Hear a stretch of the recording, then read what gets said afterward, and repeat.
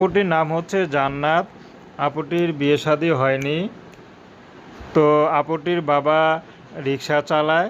আপুটির এক বোন আছে, আপুটি বড়। তো আপুটির মা আছে, মা কিছু করে না, ঘরেই থাকে। তো আপুটির পড়াশোনা খুব ইচ্ছা ছিল, কিন্তু জান্নাতের পড়াশোনা হয়নি, কারণ তার বাবা রিক্সা চালায়। এত বড় সংসার একা চালানো খুবই দুষ্কর।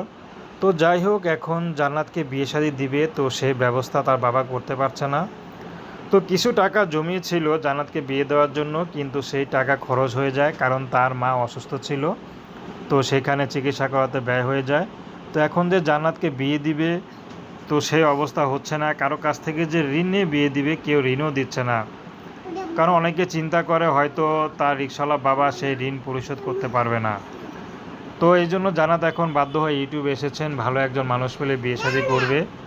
সেই যেমনই হোক, জান্নাত তাকে পছন্দ হলেই জান্নাত তাকে বিয়ে শাদী করতে রাজি আছে। বয়স বেশি হোক সমস্যা নেই, বিবাহিত হোক, তারপরও কোনো আপত্তি নেই।